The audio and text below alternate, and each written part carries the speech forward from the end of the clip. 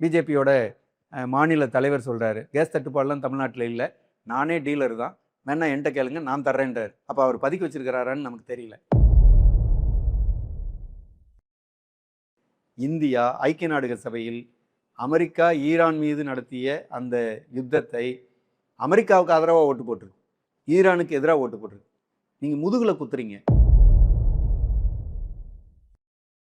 இந்திய அரசினுடைய வெளியுறவு கொள்கை மோசமாக மாறி இருக்குன்னா, இதுவரையிலும் இந்திய நாட்டினுடைய பாரம்பரியத்தை கீழே இழுத்து குப்பையில் தூக்கி போடுற ஒரு மோசமான செயலை பிஜேபி அரசு செஞ்சிருக்கு. எந்த அளவுக்கு இந்தியாவை கொச்சையாக நடத்துகிறார், கீழ்த்தரமாக நடத்துகிறார் ட்ரம்ப்பு.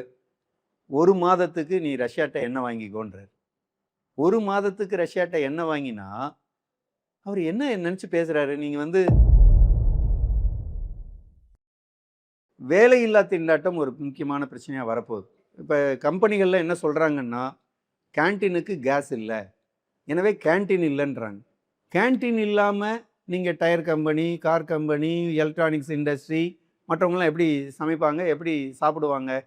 ஃபாக்ஸ்கான் தமிழ்நாட்டில் இயங்கிட்டு இருக்கு. 17,000 பேர் விடுதியில் தங்கி முழுக்க முழுக்க பெண்கள் வேலை செய்துட்ருக்குறாங்க.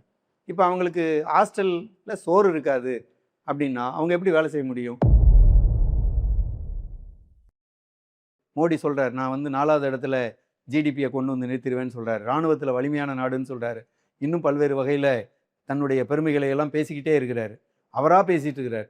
அப்போ இந்த மாதிரியான விஷயங்கள் ஏதாவது ஒரு வகையில் அமெரிக்காவுக்கு, இஸ்ரேலுக்கு நெருக்கடியை தரக்கூடியதாக பிரதிபலிக்க வேண்டாமா?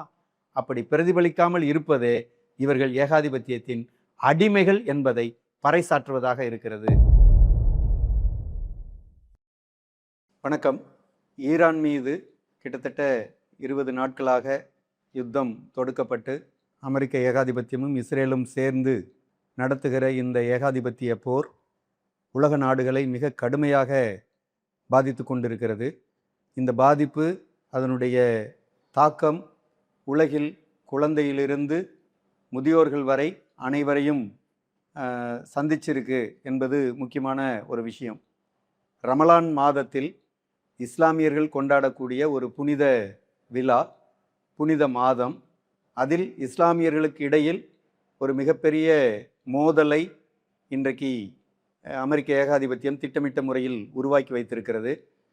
அமெரிக்க ஏகாதிபத்தியத்துக்கு ஆதரவான ஐக்கிய அரபு நாடுகள், சவுதி அரேபியா உள்ளிட்ட பல்வேறு இஸ்லாமிய நாடுகள் ஈரானை தனிமைப்படுத்தி அதன் மூலம் தங்கள் அரசியல் செல்வாக்கை, தங்களுடைய அதிகாரத்தை பெருக்கிக் கொள்ள முடியும் என்றுதான் நினைக்கிறார்களே ஒழிய இது மிக மோசமான ஒரு பாதிப்பு என்று அவர்கள் பார்க்கவில்லை. மத ரீதியில் பேசக்கூடிய மதவாதிகள் கூட இந்த இடத்தில் சற்று கவனிக்க வேண்டிய அவசியம் இருக்கிறது என்றுதான் நான் குறிப்பிட விரும்புகிறேன். இரண்டாவது முக்கியமான விஷயம், இப்போது இந்த ஏகாதிபத்தியத்தின் ஆதிக்க வெறி காரணமான போர் மிகப்பெரிய அளவில் இந்தியாவில் சமையல் எரிவாயுவை பற்றாக்குறை ஏற்படுத்தி இருக்கிறது. வணிக சிலிண்டர்களானாலும், வணிக ரீதியான சிலிண்டர்களானாலும், வீடுசார் சிலிண்டர்களானாலும் மிகப்பெரிய அளவில் ஒரு பாதிப்பை உருவாக்கி இருக்கிறது, சந்தித்திருக்கிறது. தட்டுப்பாடு மிகப்பெரிய அளவில் ஏற்பட்டிருக்கிறது. இதை பயன்படுத்தி கள்ள மார்க்கெட் பதுக்கல் அதிகரித்திருக்கிறது. இந்த போர் ஒரு வகையில் இயற்கை வளத்தை கொள்ளையடிப்பது, பெட்ரோலிய வளத்தை கொள்ளையடிப்பது என்பதை நோக்கமாக வைத்திருக்குது. மற்றொரு புறத்தில் உலக மக்கள் பயன்படுத்துகிற மிக அத்தியாவசிய தேவையாக இருக்கக்கூடிய இந்த எரிவாயு பிரச்சனையை பூதாகரமாக மாற்றியிருக்கு. போர் மூலம் ஏகாதிபத்தியம் பலனடையுது. போர் மூலம் ஏகாதிபத்தியம் சார்ந்த பதுக்கல்காரர்கள் பலனடைகிறார்கள். போர் மூலம் ஏகாதிபத்தியத்திற்கு ஒத்தூதக்கூடிய நாடுகள் பலனடைகிறார்கள். ஆனால் போர் மூலம் மிகப்பெரிய அளவில் பாதிப்பை சந்திக்கக்கூடியவர்கள் யார் அப்படின்னா, உழைக்கும் மக்கள், அன்றாடங்காட்சிகள், இந்த நடுத்தர மக்கள், இவர்கள்தான் மிகப்பெரிய அளவில் பாதிப்பை சந்தித்து கொண்டிருக்கிறார்கள். இது ஒன்று வீட்டில் சமையல் பற்றாக்குறை வருகிற போது அதற்கு ஏற்ப உணவு பிரச்சனையும் ஏற்படும். இப்போ வசதி இருந்தாலும் சோறு கிடைக்குமா, சமைக்க முடியுமா என்பதை நோக்கி போக வேண்டியிருக்கு. மின்சார அடுப்புகளை நோக்கி பயணிக்கிறாங்க. மின்சார அடுப்பின் விலை ஏறுது. ஒரு பக்கம் எரிவாயு அதனுடைய விலை ரூ. 900 என்று இருந்த ஒரு சிலிண்டர் இப்போ ரூ. 4500 வரையிலும் விற்கப்படுவதாக சொல்லப்படுது. இப்போ எவ்வளவு மோசமான விலை உயர்வு இந்த பதுக்கல்காரர்களால் ஏற்படுதுங்கிறத பார்க்குறோம். இன்னொரு புறம் மின்சார அடுப்புகள் பற்றாக்குறை அல்லது அதற்கு கிராக்கி அதிகமாகும்போது அதை விற்கக்கூடிய நபர்கள் விலையை உயர்த்துறாங்க. இப்போ இது ஒருவேளை மின்சார அடுப்பு அதிகமாக கிடைக்குன்னா மின்சாரம் போதுமான அளவுக்கு விநியோகம் பண்ணுவதற்கு ஏற்பாடு இருக்கிறதா? அதுவும் கொஞ்ச நாளைக்கு வேணால் ஒரு இது இருக்கும், அதுக்கு அடுத்து பிரச்சனை வரும். எனவே தான் இந்த பிரச்சனை உலகளாவிய பிரச்சனையாக மாறி இருக்கு. இதற்கு எதிரான எதிர்ப்பை உலக நாடுகள், ஜனநாயக நாடுகள், மற்ற மதசார்பற்ற சக்திகள் எல்லோருமே இதை எதிர்க்கிற ஒரு நடவடிக்கையை இப்போது கையாண்டுட்டு இருக்கிறாங்க. அடுத்து வேலையில்லா திண்டாட்டம் ஒரு முக்கியமான பிரச்சனையாக வரப்போகுது. இங்கே கோவிட் காலத்தில் வேலைகள் ஒரு பொது முடக்கம் கொஞ்ச நாள் இருந்தால் கூட அது உடனடியாக ஒரு மாதத்தில் சரி பண்ணி வேலை தளத்தில் மனிதர்களின் எண்ணிக்கையை குறைத்து உற்பத்தி நடந்தது, வருவாய் இருந்தது, உற்பத்தி பெருக்கம் ஏற்பட்டது, அல்லது மற்ற பல்வேறு வாய்ப்புகள் கிடைத்தது. ஆனால் இது இப்போ டோட்டலாகவே இப்போ கம்பெனிகளில் என்ன சொல்கிறாங்கன்னா, கேன்டீனுக்கு கேஸ் இல்லை, எனவே கேன்டீன் இல்லைன்றாங்க. கேன்டீன் இல்லாமல் நீங்கள் tyre company, car company, electronics industry மற்றவங்களாம் எப்படி சமைப்பாங்க, எப்படி சாப்பிடுவாங்க? ஃபாக்ஸ்கான் தமிழ்நாட்டில் இயங்கிட்டு இருக்கு. 17,000 பேர் விடுதியில் தங்கி முழுக்க முழுக்க பெண்கள் வேலை செய்துட்ருக்குறாங்க. இப்போ அவங்களுக்கு ஹாஸ்டலில் சோறு இருக்காது அப்படின்னா அவங்க எப்படி வேலை செய்ய முடியும்? இப்போ இது மிகப்பெரிய அளவில் ஒரு நெருக்கடியை உருவாக்கக்கூடிய விஷயமாக இருக்குது. இது கம்பெனிகளில் மட்டும் இல்லை, அதுக்கு அடுத்து அதனுடைய இப்போ ஃபாக்ஸ்கான் சோறு போடுறதுக்கு வழி இல்லை, ஆட்டோமொபைல் இண்டஸ்ட்ரியில் சோறு போடுறதுக்கு வழி இல்லை, வேறு பல்வேறு நிறுவனங்களில் சோறு போடுறதுக்கு வழி இல்லைன்னா ஆட்டோமேட்டிக்காக வீட்டிலேருந்து சோறு கட்டிட்டு போகணும். வீட்டில் சமையல் எரிவாயு கிடைக்குமா? எடுத்துகிட்டு போக முடியுமா? அப்போ இது பிரச்சனை தான்.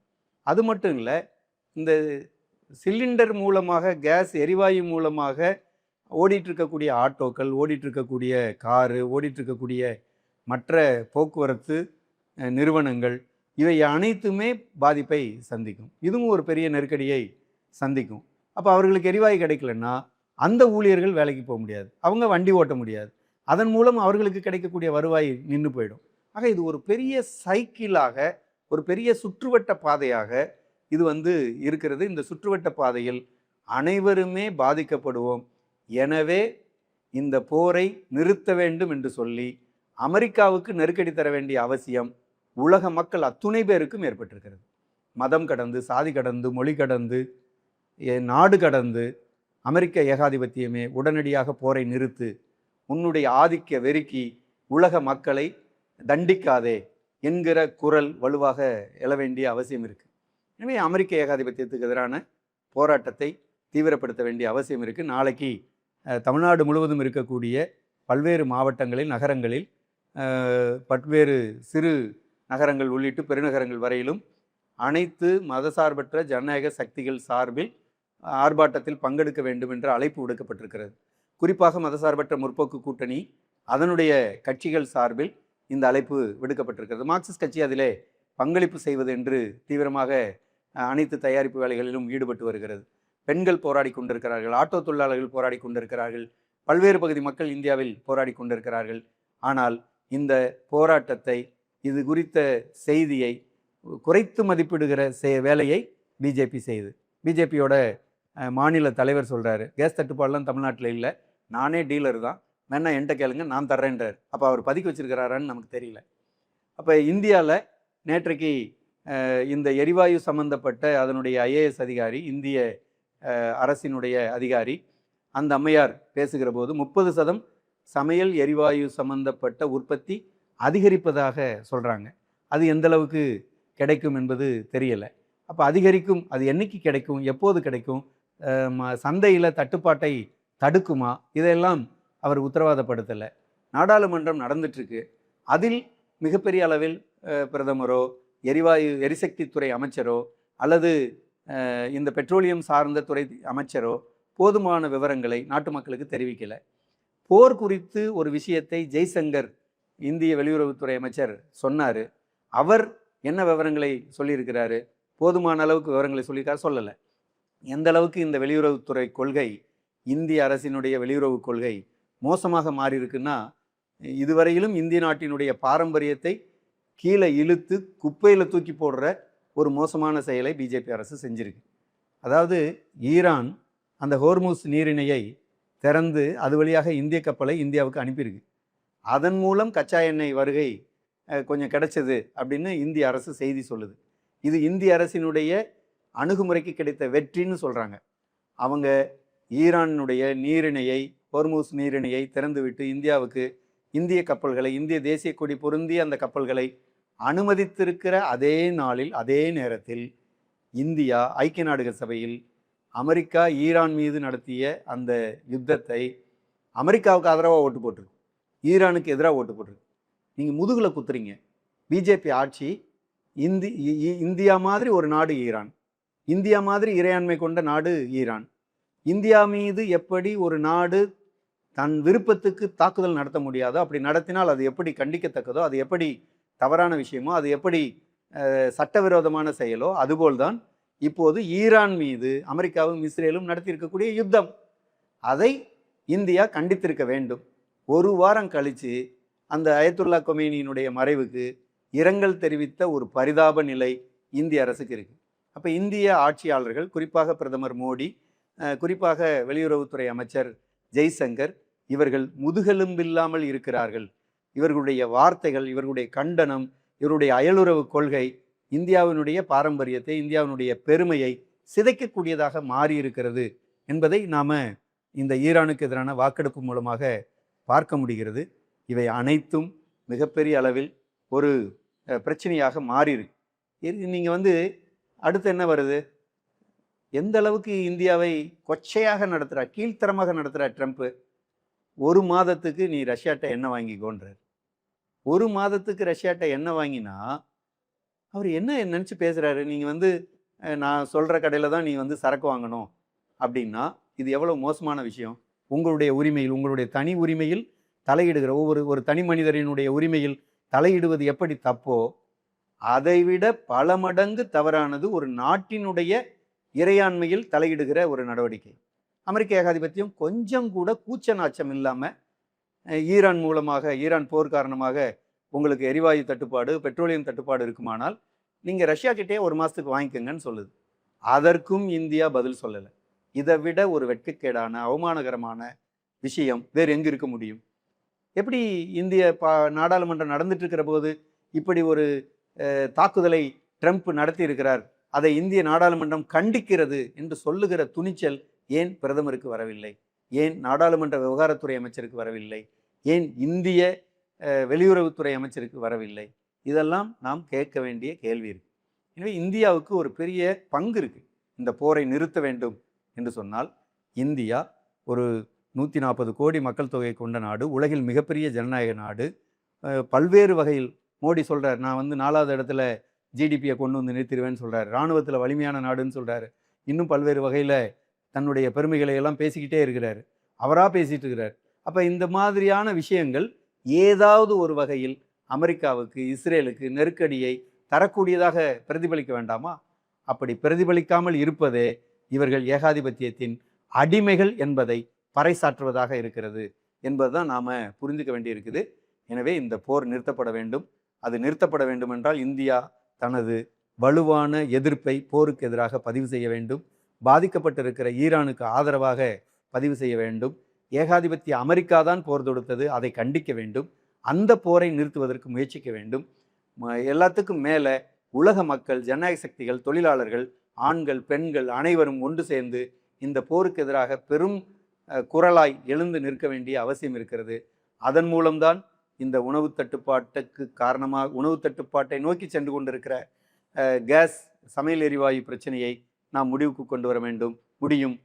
போக்குவரத்துகளை மிகப்பெரிய அளவில் தடுக்கக்கூடிய வகையில் ஏற்பட்டிருக்கிற பெட்ரோலிய தட்டுப்பாடு இன்றைக்கு அவர்கள் சொல்லுகிறார்கள் இருக்காது என்று சொல்லுகிறார்கள்.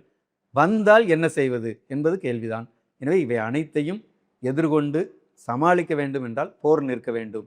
உலகில் போரை நிறுத்துகிற வலிமை உலகின் தொழிலாளி வர்க்கத்துக்கு இருக்கிறது. கெட்ட போரிடும் உலகினை வேரோடு சாய்த்திடுவோம் என்கிற அந்த முழக்கத்தை முன்வைத்து அனைத்து பகுதி மக்களும் போராட்டத்தை முன்னெடுப்போம் என்று நான் சொல்லிக் கொள்கிறேன். நன்றி.